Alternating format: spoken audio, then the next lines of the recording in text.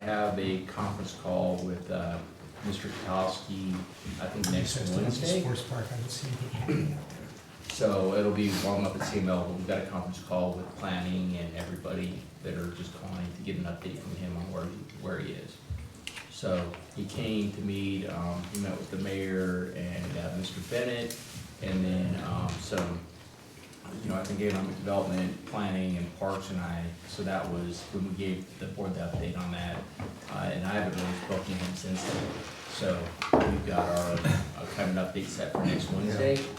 And like I said, we did get, because the rest of you were in conversation, we did get 2 letters from Mr. Kowalski earlier today. One was just saying, hey, look, I'm gonna be the registered agent for CNSP, send me all the future correspondence. The other one was a letter making reference to Exhibit C, which was kind of the rough site plan. And he just said, use this as your Exhibit C, and know that we're making changes to it, and which was, we took and said, okay, we understand that your ball fields can move around a little bit, your pickleball courts may go from here to there, or your parking may change. I mean, that's all things that are gonna happen when it develops. So, we haven't seen anything on site, but he is still at least reaching out to us. We're having those conversations. Good. I just expected to see some stakes in the ground or something by now, measuring out something. My concern was No, there's a lot of stuff that has to be it's worked through. mid-June. Yeah, The but weather's good right now. Well, was there deadline? I think yeah. Last year? No, I don't know. Next March to build a multi-purpose March, right. so.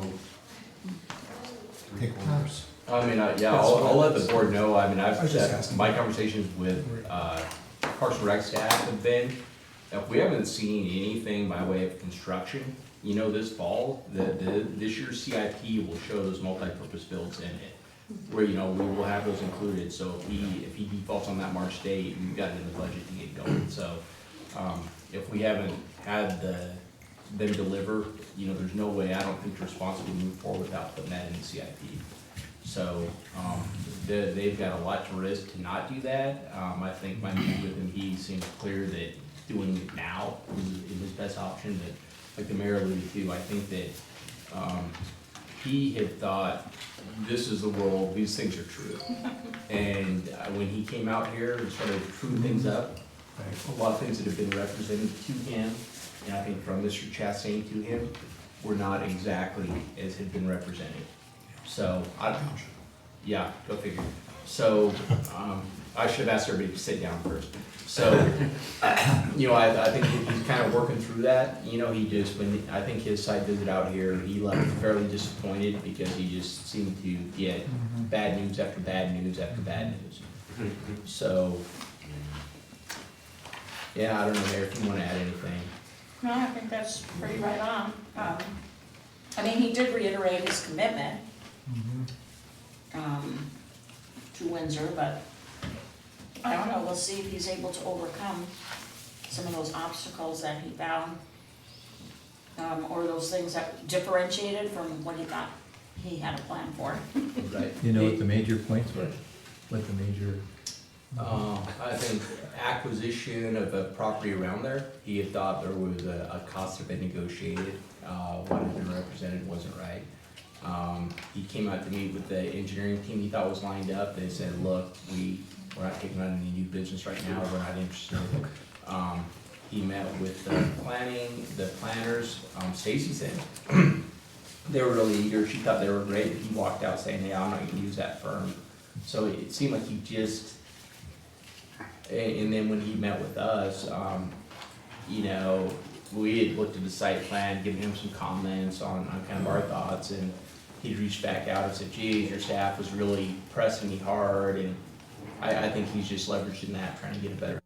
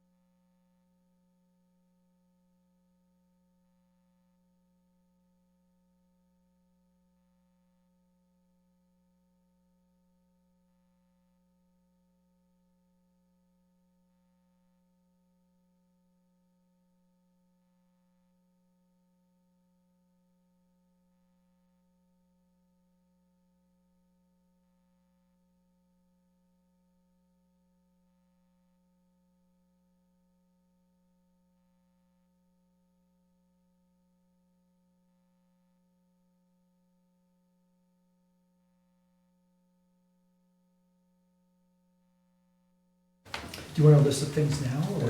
Yeah, exactly. We have Yeah, we prepared a short list of grievances for both, so we started requests for, We're calling it the Windsor Manifesto. My biggest thing right now is when I tell people who I'm running against, Mhm. they're like, who? I'm like, Oh, hence yeah. why we need somebody Where new. does he live? I'm Holt. not Holt. Holt, okay. Yeah. Where? Holt. Yeah, He's it an seems like I hear he's an from all the alternate local English. commissioners all the time. except- alternate I reality. don't know anything about him, I mean, Yeah. There you Right. it's kind of weird. It's a unique little town. Mike? Yeah, I mean, right around Larimer, still, but I see stuff from all the other commissioners. He thinks Cole's gonna make a comeback. He says he does, so, I mean, that's kind of, Investing in Colt. I don't even know what he looks like, Commissioners make pretty not good all the money. other ones. I don't know. I mean, I really don't know all of it. But I was at, so Weld County today has created an ordinance that passed unanimously to create kind of like a safe haven for the oil and gas industry in any unincorporated Weld County. So there'll be a second reading, I don't know when that's gonna happen, but passed unanimously, lots of testimony in support of what they were doing. safe haven meaning, Probably like they've been. Meaning I think there's gonna be kind of like a sanctuary preemptive. They're gonna go now into creating what their rulemaking. Right. They already have a 71-page letter, if you go to the website, to their website, of what they, where they're headed with all of this, but there's gonna be more now that it passed today, But if it's unincorporated, can't they already do that because they know the land use? No, That's what not I'm saying, it's necessarily, because we were told today that since this passed, there have been 6,100 permits that are being held up right now, which we were told at the time it was going to pass, that's not gonna be the case. And 4,500 of those are in Weld County. So those won't be held up? unincorporated? Unincorporated. Unincorporated? I don't know where they all are, but 4,500 permits pulled in January and they're all being held up. Okay. So, yeah, that hence they have a problem with So some. they don't have any authority over within municipalities, though? No. No. That's why it's clearly stated in unincorporated. That's what I thought, right. And just so the board is aware, we did receive, Scott Ballstad notified me on Thursday or Friday that he heard from some folks at Extraction who reached out and said, hey, we heard the town board put a moratorium in. And he said, a moratorium was not put in, but, please go and watch the meeting and draw your own conclusions. I mean, you can watch the conversation, but we're not in a moratorium, so. I've heard that, we did more. I have not heard that. It'll be an interesting battle in Weld County, because at least under the act, local jurisdictions, counties, municipalities can adopt their own rules, but they can only be more restrictive than the new COGCC.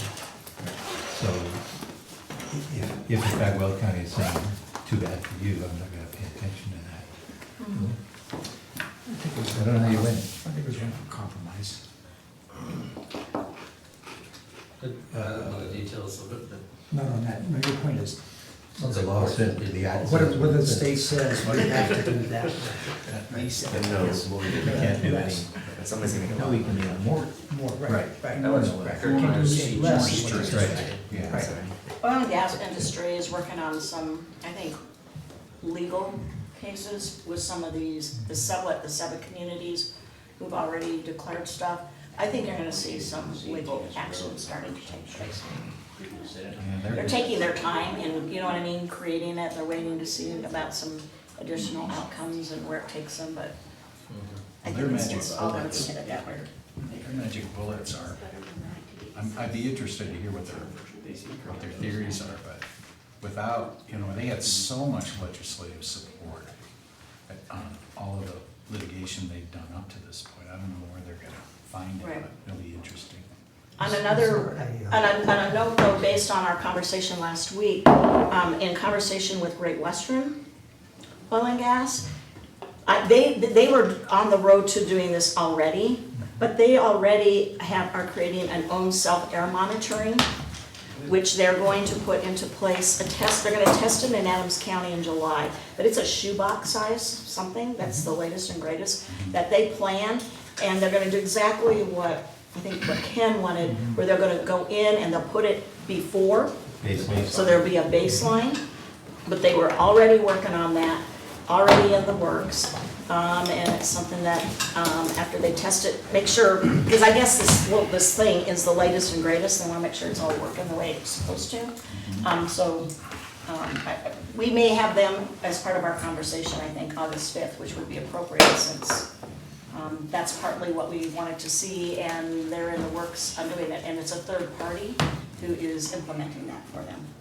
Yeah, well, I think if we could achieve the results, which is a baseline air quality and have monitoring and have, you know, as long as it's open source, as long as information was going somewhere that everybody could see, I think that could achieve really the discussion and not put a cost on to the town.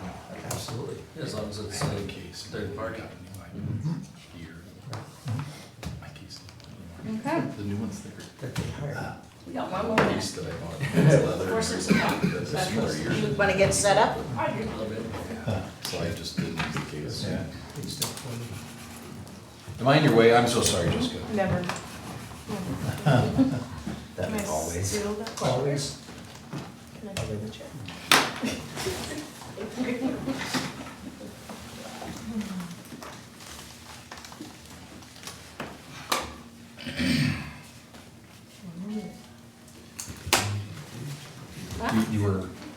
Your presence was requested at the. Yeah. You know what you can do with that. Well, we're not on the air yet. Twice. Okay, so it is I'm gonna bring it out. 6 o'clock That's fun. and June the 10th. And we are going to have our town board work session. Goal of the work session is to have the town board receive information on topics of town business. And we have 3 items this evening. First item is going to be a broadband update. And leading that conversation is going to be Jessica Shopner? Humphreys. Why did I saw your name somewhere down here? It's Humphreys, okay. Administrative Services Director and Corinne Millington, our IT Manager. Good evening. This is just a brief update with a little review of the history of where we're at on our broadband project. Like we said, Corinne Millington is here as well, our IT manager. I love having this teamwork and giving opportunities for you guys to know other people in the town. And this is a passion of hers. This is a project she wants to work on with us. So. All right. So just a little bit of history. Back in, I want to say the fall of 2017, we started down this path with Greeley with an assessment and a broadband feasibility study. We did some surveys and outreach meetings, provider meetings, and came up with the giant report. They came to you guys in June of 2018 to print out the, let you know what those findings were, and it was quite obvious. The survey told us what we already knew. We have an issue with broadband, and there's some options that we can do to take care of that. Some of those options include broadband-friendly policies, partnering with or connecting key community anchor institutions like schools, and we do have that right now with RE4. It's a fiber pipeline we established back in '06, and we are currently talking with them about other opportunities as they expand in the district. The other one is the difference or the opportunity to either partner with a public-private partnership or offer broadband as a service. And in that meeting, you guys discussed those options and where we really wanted to head down, and you directed staff to keep in contact and explore a valid survey with Greeley, and then work on a dig once policy. Go ahead. So, we also met with Allo in discussion and exploring the idea of public-private partnership. And Allo is interested in expanding here in Colorado. They have some activity already going on here. Fort Morgan is probably the closest community to us that has Allo-provided services. They've recently in Breckenridge announced their partnership with Allo, and they're in Cortez as well. So they're interested. They have something in Denver that they want to connect to. So it's really interesting. This area is interesting to them. They're talking to all of the surrounding communities that currently aren't doing their own government-provided service. So they asked us for some data. We provided them town data related to the roadway plans that we have and what we currently have in our GIS information. We also provided them all the fiber that we know of, that we have some stake in, which includes the school. And the school is expanding and needing to expand as well to cover the new schools that they have to put in this area. We requested poll data from PBREA and Excel. That's gone through some waves. I think they're very close, that's what they're telling me. PBREA reached out to Allo last week, and I haven't heard anything on that, if he's provided the information that they requested. And then Excel is really close as well, from what I understand, at getting them the data that they need. Next slide, please. So, like I said, this is kind of brief, but once we have given them Allo the information, or they've gotten the information on the poll data, they'll be able to help us draft a design, and then really the feasibility of partnering with Allo, where we can come back to you and say, here's the thoughts, here's the idea, and where do we want to go with this and how fast. So that's coming. We also will resurrect the day ones policy that you did do a draft on. Nothing else has been done. We need to search for final comments and seek anything else from maybe planning and engineering. I think it was kind of legal, planning, engineering, Oh, I'm just sorry. kind of working on, right, like Kim was working on some stuff and planning. and So we haven't engineering. officially passed that then? No. No, it's been, yeah, there's, it's kind of got caught up with that. And I know it's documented on where we need to go. We just need to resurrect it and get it on the plate and get it taken care of. So, if you want to talk about. Yeah, sure. And also, part of this that has been discussed in the past is the opting out of SB 152 and the statistically valid survey. And we feel like we would like to get the information from Allo prior to moving forward. So it's kind of a timing issue, just waiting to see what do we get back on that to make that decision, just to be fiscally responsible on what we choose to do here at the town. We'll Yeah. continue. So a little bit more on that, but really partnering with Greeley, when we first pitched that to the board, I think the concept was, geez, we could have some savings to both government entities by working together. When they actually identified the place they were gonna contract with, there's really no savings to the town, there's really no benefit to us, we're really going in together. So any savings that we were going to achieve weren't there.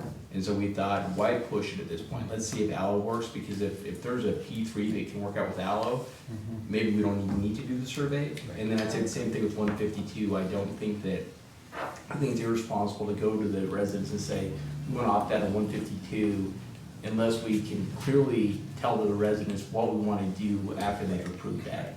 Because I think too often you opt out of 152 and people think, okay, great, the town's gonna provide internet for me now.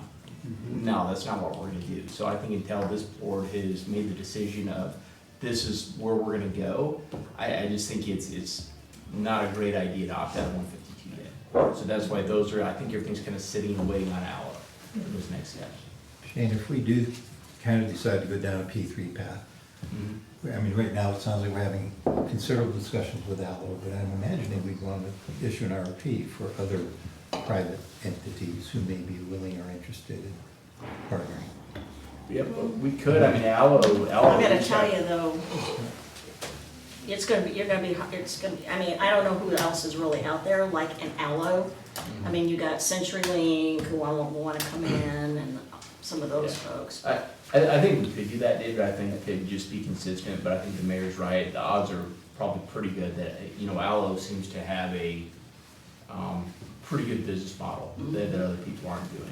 So Comcast doesn't care, they're not interested. Well, I don't think that they could reduplicate what Allo is Yeah, going they, to do. they can't provide near the local customer service and the commitments that Allo can. But this would be a to-the-home network. Well, I think that's why we're kind of getting them our design to see what they could do, you know, I think. I mean, they have to see what we have in place before they can determine what they can bring to the table. They're not gonna be an end-all, I mean, by any means, there's still gonna be room in the marketplace and a need to have, there's still always gonna be, you know, there's gonna be Xfinity, there's gonna be Century, but this is another alternative, and a pretty good alternative, but as soon as they opened into Fort Morgan, didn't they take like 45 or 55% of the share?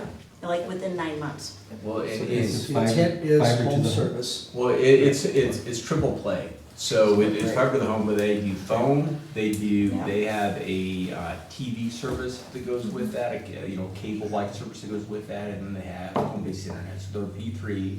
So they would have a franchise agreement just like Comcast does.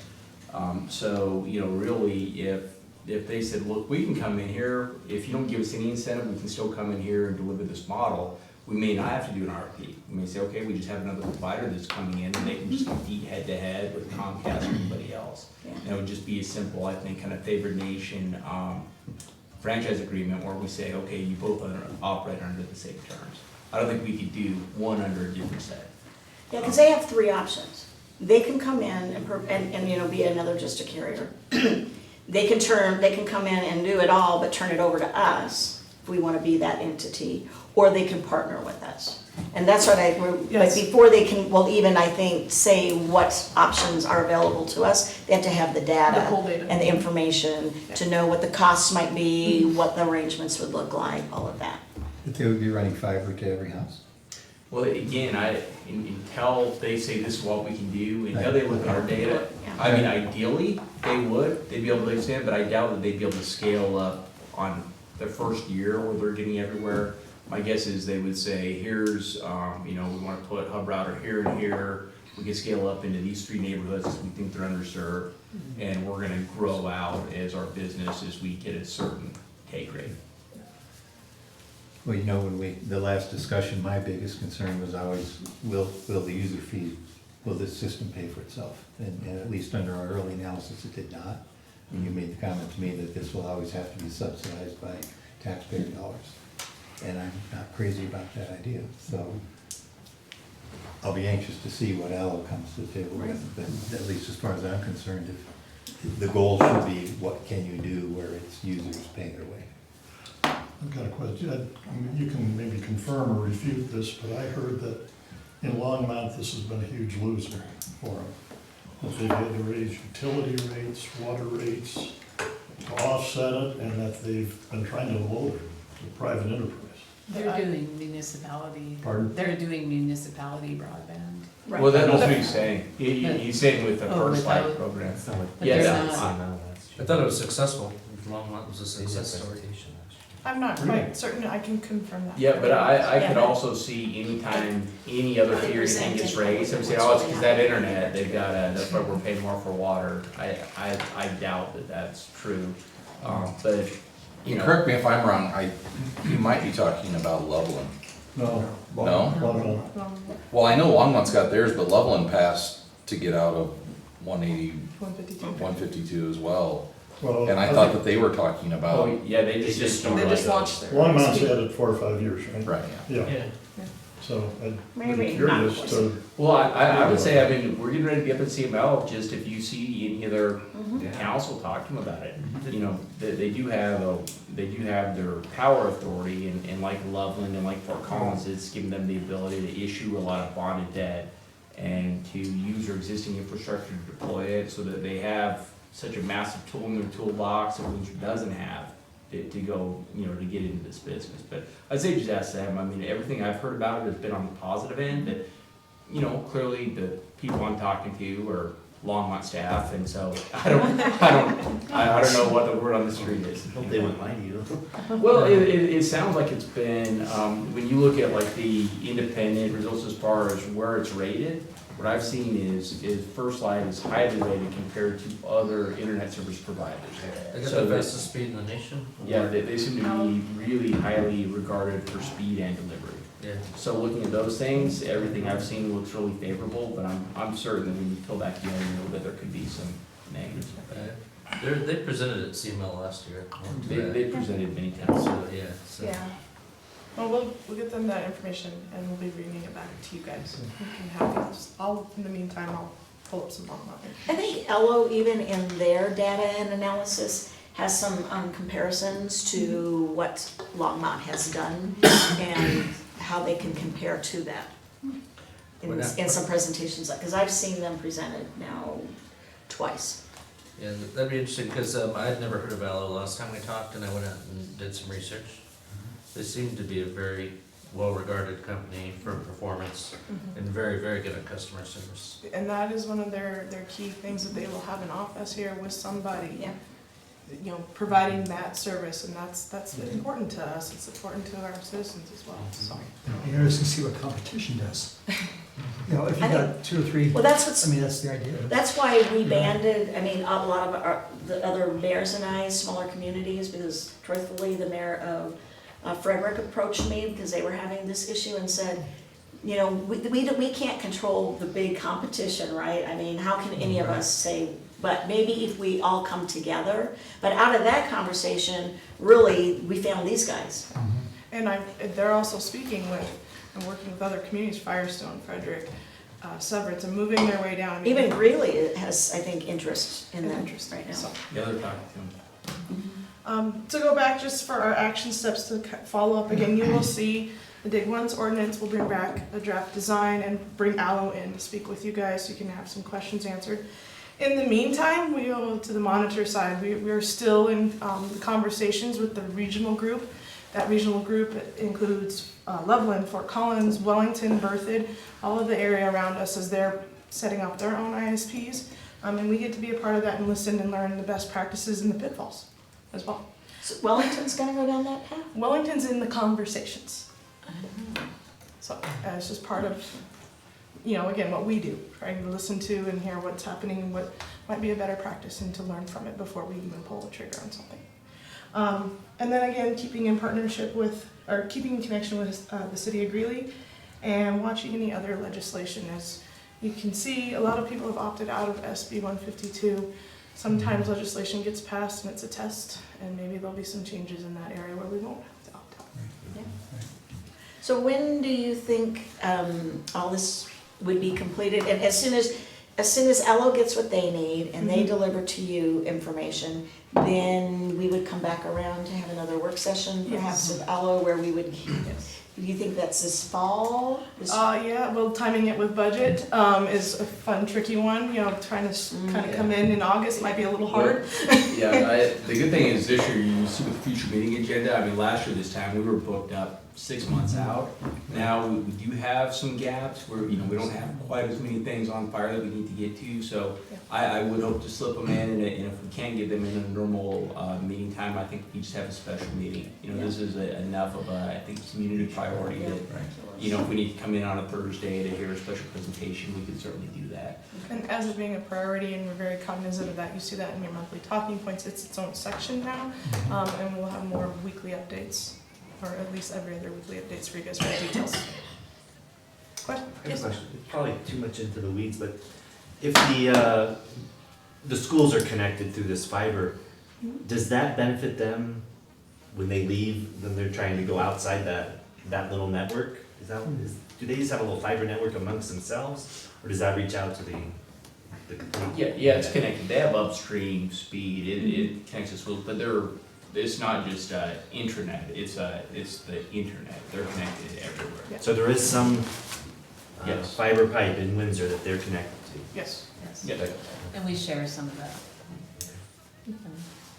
And then schools get what are called E-rate funds, and it's basically they get reimbursed based on, I think, free or reduced lunch. It's kind of a calculation that way of how much schools get. So a lot of their capital costs are eligible for that fund. The high cost fund in E-rate is well as the monthly bill. So a lot of these costs are informed by the district. They get reimbursed.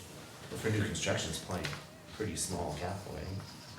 Well, To lay fiber from the school to. Well, it depends. When you're buried fiber, it can add up. I mean, the fiber itself isn't that expensive, but when you're laying new pipe, you know, digging in the road and doing that, it's pretty cost prohibitive. Just an example, when we did point to point from here to Boardwalk Park, that cost itself was what, 40,000?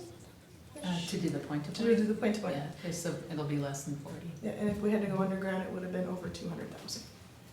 Well, another reference, we did a project in Cortez where we buried some of it, but we hung most of the fiber for 2 mile stretch. The project cost $200,000, and 25,000 of that was the fiber. The other 175,000 was everything else, just Right. digging it in, pole attachment agreements, all that stuff, so. Anything else?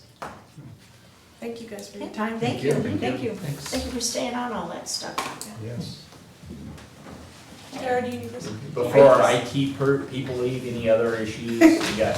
Actually, yes, Mr. Lucas addressed this on Thursday night. I was at Boardwalk Park on Thursday night for the big kickoff summer event, and there was no Wi-Fi over there. I mean, he took a picture of my phone, and, It's not You know, connected through the entire park just yet. Oh, So the okay. way that we set it up, we put a signal on the side of the concession stand that faces out towards the stage. And the way that that works is that it goes in kind of like a cone shape.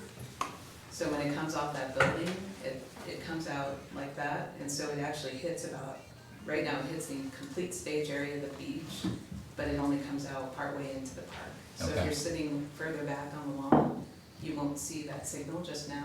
okay, So with the money savings that we have now, what we're going to do is actually put another signal on the other side of the building so that it will complete that stretch. okay, And you will have then complete coverage all the way through the museum areas. We're gonna put one on the AHC as well. okay, good. So we'll have 2 additional receptors, and then that entire area will be covered, which would help us tremendously in understanding traffic. I know Parks and Rec is super excited about that, just understanding what's going on over there.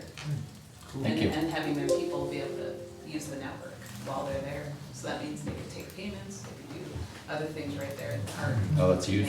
Yeah, so really, really cool. Good. Yeah, I can listen to my tunes while I'm on the lake, Nice. while I'm watching Netflix about. The cone that you're needing for the lake's not there. I thought you just want your own cone of silence or something like that. Or with it? Or maybe we need to create a cone of silence. Oh. I think she's talking about my cone head. Okay. That's why. You bumped up my pay because you guys required $2,000 in liability insurance to go up to the lake. Okay, next we have on the agenda is we have Ms. Tara Foch with us this evening to talk to us about a request to expand CRC second floor fitness space. So as you guys know, the rec center is quite popular since we opened our doors back in 2016. Up here I just have a quick little chart of our growth, how we've grown from 4,000 members when we opened our doors all the way to our 5,000 plus our 2,300 plus silver sneakers. Over the last 2 years, we've grown by 18% each year. We actually have Barker Rinker Seacat, the architects. They're bringing a, they call it BRS Rec Camp.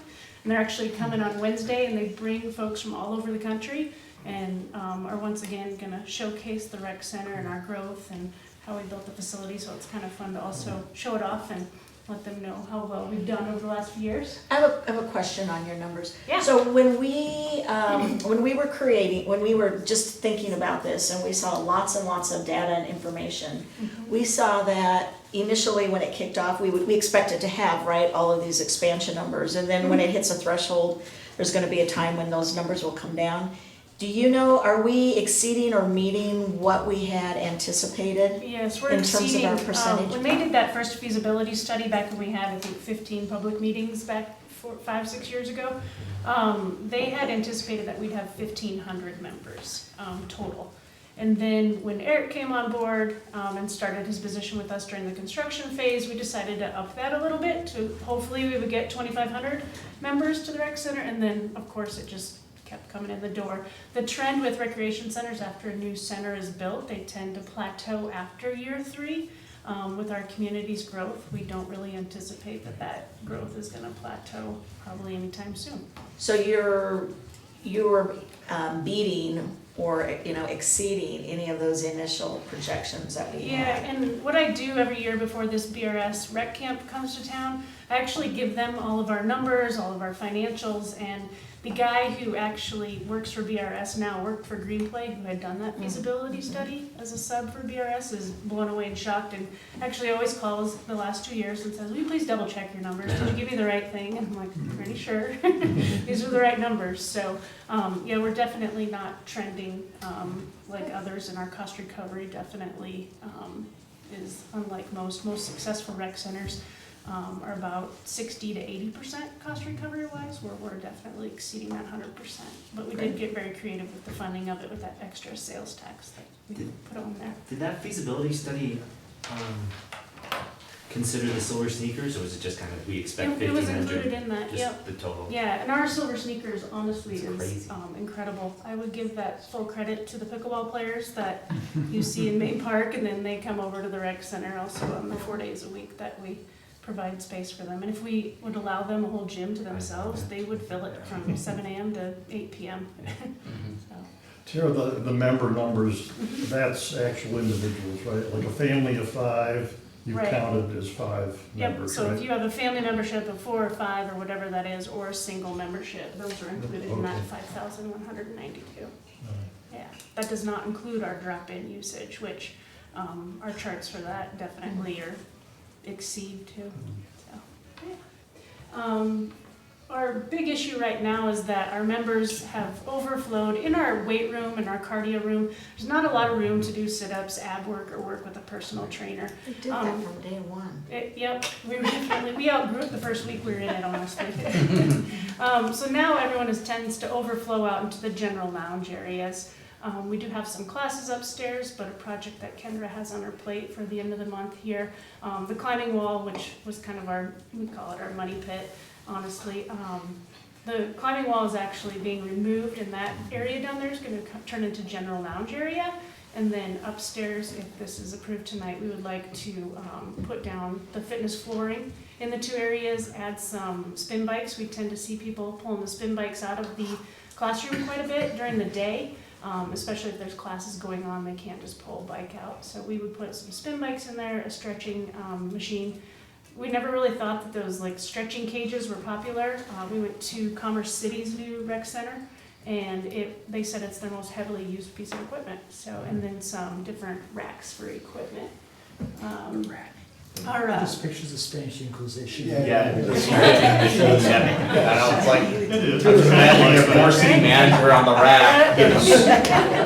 I can't picture that. Before we came, I also pulled it wasn't in the report or the memo that Eric wrote, but I pulled our training sessions, and we had 1,170 training sessions in 17. In 18, we had 1,500 training sessions. And just through May, we've already had 872, so we're definitely on. So that's people who have contracted with us to use a Yep. personal trainer. Yep, so we have 3 personal trainers that we contract out, and definitely the 2 new trainers that we brought on about a year ago have definitely picked up the pace and have gained quite a few new clients other than the one that we started with. So it's up to them to more or less market themselves and So, grow. yep, pull they in. definitely, I would say, work the floor and market themselves, and, you know, and if you were up there working out and you see Kevin training someone or Melissa, you can get their card at the front desk. But then are they training really existing members, or are they coming in and saying, hey, I found this person that wants to train with me, and they want to join now? You know, I'd say both. They've all come from different facilities.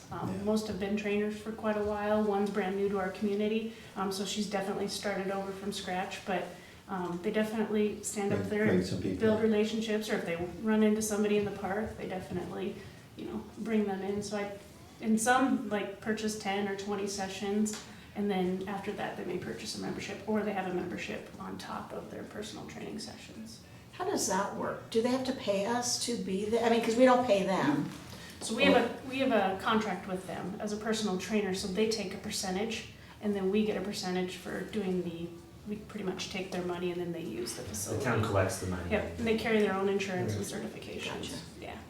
You just said something that makes it sound like you could have a non-member come in to work with the trainer in the facility. Yep, as long as they purchase their training sessions. Yep. Yeah, because any non-member, you can pay a daily drop-in too, so that And that's kind drop-in. of built into the. Yep, included in their cost, yeah. So this is just kind of a growth chart for the last 3 full years that we've been open. This is from our eco counter out front, so it counts the ins and outs of our facility. Just kind of shows you the trends and the growth, which is also in your packet. What we are requesting, I kind of went over earlier, was the $23,000. That covers the flooring and the equipment, which adds a couple spin bikes, and the spin bikes aren't just your standard ones, they actually have the screens, so in this quote is actually an electrical line that we need to run under the flooring gym racks, and then the rower machine is hugely popular up there, so we actually will be purchasing an extra row machine to stay out in that general area. Kendra did a rooftop replacement project, which was part of the capital project this last spring. We actually saved $25,000. She found a new vendor in the area, and they were actually cheaper to go through them than it was to go through Carrier directly. They got the same equipment from Carrier, but $25,000 cheaper than what they had quoted us last year during budget season. What was the total cost for that project? For the The roof rooftop unit project, Kendra, do you have that? Yep, give me a second. Was it 80,000 or? No, we budgeted 75, so 75 minus 25. A little under 50, it was 49 whatever. That's a big percentage difference. Yeah, Isn't that crazy? 50%. And last year, so this is the second one we've replaced as we start to kind of get back to, I think 2004, that's quite a few years ago. So last year's, we budgeted right around the same that we paid for last year's, and then this year, obviously, with a new vendor, we were very. Could we put out an RFP on that? I've got to remember. I'm just curious, I was curious, I mean, it's great to So- say 20, I was right. curious about how we saved 50%.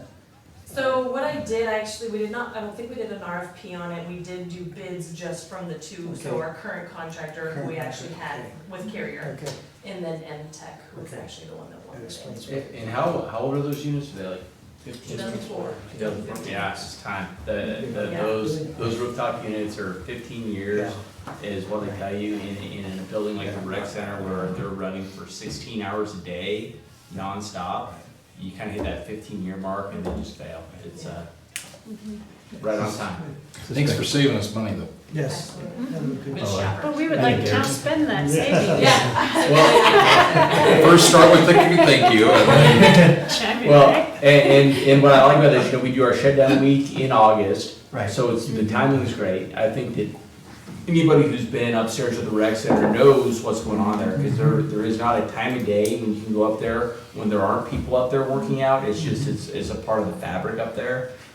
So I think I think one of the things in Eric's memo, he noted that we've actually lost a handful of members. I think, I can't remember how many it was, There's 60, 73 members Yeah, of what we 73 lost members. this year. who just decided, look, this place is too full. We're kind of a victim of our own success. We're Right. getting so much volume up there. So I think taking advantage of the space that we have right now makes sense. And then again, this is an enterprise, so this is kind of a, we don't have to take it out of the general fund. There's no other, this is all a user fee and the tax dedicated to this rec center that we pay for this, which I know we all care about. in this Can I ask us a quick question? This goes back a few years and to when we had the fundage from the residents passing, the fund. Do we still have any money left over from that? Or did we spend that all a couple of years ago? I know that you guys came back and said, hey, we had extra money after. Oh, from the savings from the FF&Es Yeah, and such yeah, from the yeah, construction project? I think that just went right back into the enterprise fund balance, so that just rolls over every year with our beginning fund balance. Seems like we upgraded something because we We had saved a couple $100,000. Yeah, we crossed a few things Well, there was off. some Yeah. stuff like the I thought we locker had rooms 2 or got 3 the things. soap things, I remember. Little list of things we Yeah. were able to finish. Yeah. I just didn't remember if we had spent all the rest of it, if I we had. thought there was a little bit left over. I thought there was too. I don't think we spent it all, we did, They we were were just thinking going there might be something. And it to remains in that balance, all that construction balance remained in the enterprise fund balance. I have a question about the spin bikes. Do people do those outside of a spin class? They just Yeah, so the bikes, right now, like today, there was one sitting right by the office doors, and like Eric mentioned in the memo, we had to put a stanchion up Yeah. because I can't tell you how many people we hit in the head when we were walking out, and we're a constant flow right there, and it's surprising that they can lay down long enough to not realize, and when high school's definitely in session, we get that 3 o'clock group, and they're working out, but socializing, but that's definitely why we built the facility also. But there's definitely gatherings everywhere of people looking at their phones, doing workouts on their phones, and but yeah, they definitely pull bikes out. There's a guy out there for about an hour and a half today, actually. But these spin bikes actually have a screen on them, and then you can push in a workout, and if you wanted to, it logs all your information, and Miles could then compete against Ken, and you can start up groups, and, yeah. You can even do like different rec centers, so we could challenge the Brighton Rec Center against our 4 bikes and stuff. If you have your frappuccino while you do your. That's a good idea. Yeah. Well, I think it's really neat, it's always great when we get good news like this, 50% saving, that's pretty awesome, so we expect that every time. And I think this would also improve safety too. I'm assuming it's gonna be designed in a way that, people aren't walking over each other and things, so I think it's a really good move. We've worked with Commercial Fitness, who did the layout of the room for it. Did you consider doing like dedicated trainer area out there, or is that just too prohibitive? You know, and their training times vary so Yeah. much, because if you sign on with me to do 10 sessions, but you can only work out every Tuesday at 9, but then, Paul signs up Thursday night at 6 o'clock.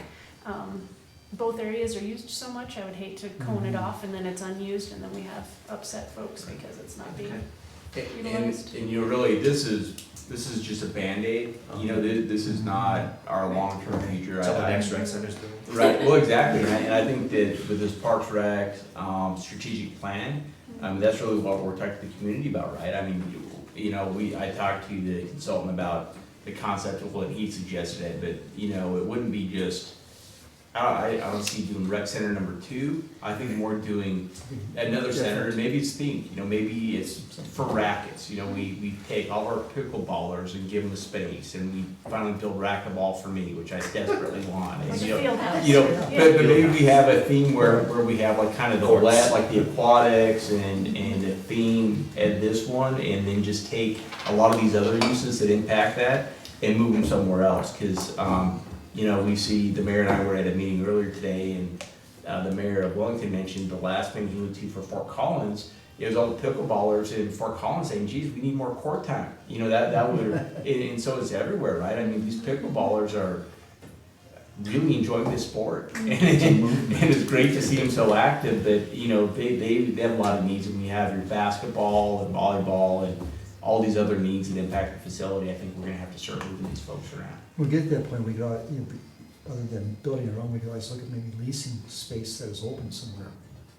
From a restaurant downtown, or from a grocery store like McDonald's, and it could be a different, so I'm just throwing out, Right. this is way Right. down the road, I know. Well, yeah, and the other We thing I don't think always have to from, build some, there's space available that could maybe spread things out, and we lease it, maybe it's, I don't know what the numbers would be. from a community equity standpoint though, I think we're gonna probably need to look, let's say Geographical. Crossroads and County Road 5, or, it needs to address, we don't wanna just make everything right on the 392 corridor, Right. because we're ignoring a lot of needs of residents, so I think we're gonna have to, although Paul, maybe he'll lease his office space to us, we could just put a little racquetball. Absolutely, I have actually quite a bit, I think along Ken's thinking, that meeting space takes up a lot of Crossroads. space. The Evergreen Room, Yeah. the multipurpose room. We Yeah, actually, multipurpose. about 3 o'clock every day, if you walk down the hall, it actually becomes a cheerleading factory. Yeah. So they, from 3 till about 7:30 now, the cheerleading program we have has taken over. So there's a demand for just meeting space alone. Mhm. Well, are they in like that dance studio that's down the hall on the left? So we offer 70 fitness classes throughout the week. In 7 days, we offer 70 classes a week, so trainers can't even use the Willow or the Cypress rooms, the 2 fitness rooms, because of the classes. And in all honesty, we've now had to move the Silver Sneakers. They fill the auxiliary gym. We started with just half of the aux gym. They now take over, and there's like 70 folks that take that class a couple times a week. We've had to hire an additional instructor to have them come in.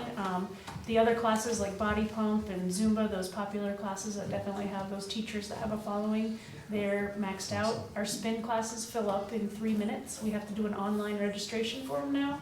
And literally, we open it at noon the day before, and by 12:03, 12:04, they are maxed out. So we're definitely trying to figure out how do we accommodate spin classes too. And everybody wants the 5:15 a.m. spin class. They don't want to come at 8, 9 in the morning. morning. Yeah, You if you're want gonna bring yourself to that kind of abuse, you need to go at 5 a.m. Yeah, you get over Right? So, go ahead. How do we compare to other communities? Like you said, some others have plateaued after a few years.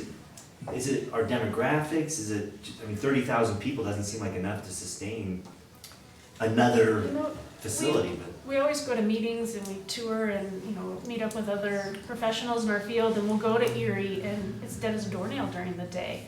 When we went to the Bison Rec Center, we're like, where are your people? You know, this community is unique, honestly. I really feel it is. They love fitness. I think we have a lot of folks who work from home, Mhm. who have the ability, so you don't Yep, get that rush flexibility. just morning Mhm. and after work. I think that's why you see it spread out so much during the day. I think we have a lot of home-based. Do you have a map that shows the kind of where locations of the members? Yeah, absolutely. Because I'm guessing they're not all in Windsor. Yeah, we actually do an annual map, back when we wanted to, in the beginning, wanted to see where our members were really coming from, like what sections of the Right. community and stuff. So yeah, I can have GIS do another update of our membership list. Be curious. Yeah, Do you know how Eaton is doing? I mean, they spent 24 million on theirs, and you talk about what looks like a small demographic. They're so much smaller than you we know, I are. can reach out to Brian. I haven't touched base with him since last shutdown year. We do a swap, so when we're closed for the week, our members can go there for free, and then when they're closed for that week, they can come here for free, which is nice to have an additional place to go. But yeah, I can definitely get in touch with Brian and Going off of Mr. Sazlowski's question, did we have a forecast as to how full the rec center could get on a day-by-day or class or total volume or fire code? Or, I mean, when do we know that we are truly at capacity? You know, is it the numbers on how many people coming and going every day? I mean, did we ever have you know, like for the police, we know at this many officers, we're full, you know, and then we need to, but like, do we have something like that for the rec center that we know? we keep track of our programs and classes that hit capacity, so like the spin classes. Matt and I just met on that last week because for a good solid 8 months now, we've had this 3 minutes it's filled up. We just started hitting that point with some of our morning classes, which it's like an 8:30 class that's maxing out with 60 people. We definitely follow the fire code. Those capacities are listed in each room. We don't right now have the, like, get off the equipment, we've been on it for 45 minutes issue. Most places, if they have that issue, they have to post signs like, you know, maximum 30 minutes on the treadmills. We haven't had to do that in the cardio room, but I think if we keep offering other areas for them to rotate and move around to, we can hopefully avoid that. Well, and to your question, Paul, I think it's, again, working through this strategic plan. I'm sure that our consultant will let us know, look, when you have these metrics, like, I think losing a number of people saying it's too full here, that's probably on that list, right? Like when we have full classes, when we're losing members, when we can't, we have classes filling up in 3 minutes and we can't provide enough programming. I think these are all indicators that are gonna kind of lead us down that direction. Well, looking at that graph, it looked like by the middle of the year, I mean, the numbers kind of go down as far as That's the, more summer. Yeah. oh, I thought it was Yeah. the New Year's resolution or by the summer. A little bit of that, but like in July, do you really wanna go in the rec center, or if you're gonna go for a run, you can be outside. Trails and, Yeah. and it is interesting, as soon as school ended, because I wanted to get a good picture of it being packed out there, and I was like, really, I waited until school was out, and like the 3 o'clock gangs aren't out there, and the evening folks are out, you know, it's been gorgeous in the evenings too, so, but, you know, parents have baseball games, and we definitely see a dip in the summer months, but that's due to all. So I'm guessing the consensus is the board would agree to this. That's what they need to hear. And if we got done early tonight, I mean, is Jill prepared could we go into the executive session early upstairs? Because we thought it could be short. Right, Or and not. so I just found out that we have 2 things now on executive session. Oh. So I found that out at about 4 o'clock. So they're both economic development. I Okay. think it could go pretty quick. I could text Stacy really quick. You think both of them could go? They're, I believe Us. that's It good. takes that long to read. Stay focused, folks. Don't take it, they didn't look at you, they This is looked the down, test. they didn't look at you. Yeah, it could be done in 10 minutes. Oh, we all If ask someone a lot of did. questions. Get us into the AC, Okay. 10 minutes, I vote for you. I think they can go pretty quick. Okay, so no town board meeting or work session next week, just FYI, we know that. See y'all I at the think what this CML. tells me is that Eric did the sandbag his budget. He had the other bid in his back pocket and showed us the big one. I think you're right. Yeah, Did you log off? you know, Eric. Did.